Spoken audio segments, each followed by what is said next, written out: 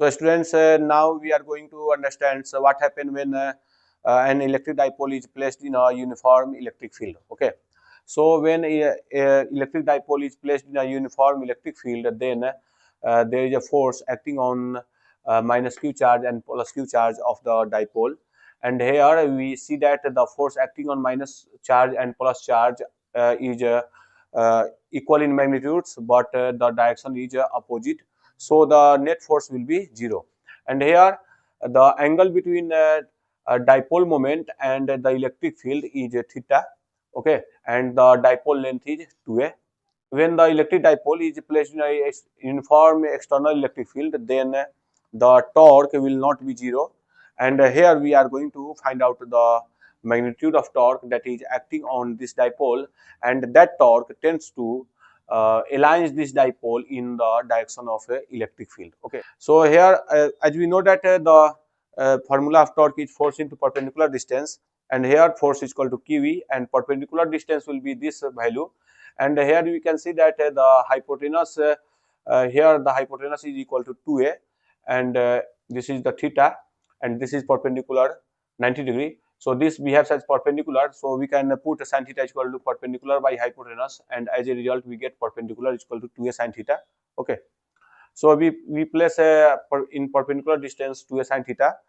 So q into 2a will be equal to p and e sin theta. Okay, so this is the formula of torque.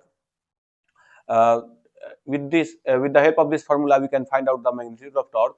But if you want to write the torque in vector form, so this will be tau is equal to p cross e, and hence we can say that the direction of torque is perpendicular to the plane containing p and e, because as we know that if c vector is equal to a cross b vector, so the direction of c will be perpendicular to the plane containing a and b. Similarly, the direction of torque will be perpendicular to the plane containing p and e. Okay.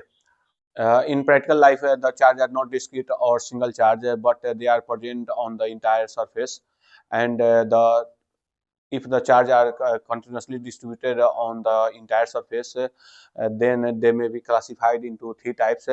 That is, first is known as linear charge density, second one is surface charge density, and the third one is volume charge density. And what is linear charge density? So the amount of charge present on unit length of the wire is known as a linear charge density. Its symbol is lambda. Here we think that if in del L length the amount of or magnitude of charge is del Q, so the linear charge density will be del Q by del L, and its SI unit is coulomb meter. Okay, and again surface charge density, the total quantity of charge present on a unit area of the surface is known as surface charge density. Its symbol is sigma. Here we consider this area. If in this area del S area the quantity of charge is del Q, though, so the quantity of charge in unit area will be sigma is equal to del Q by del S, and as a result its SI unit will be coulomb per meter square, because the SI unit of charge is coulomb and the SI unit of area is meter square, so coulomb per meter square. And volume charge density, similarly the total quantity of charge present on unit volume of the solid body is known as volume charge density, and its symbol is rho, and as a result the formula will be rho is equal to del Q by del V. Okay, and its SI unit is coulomb per meter cube.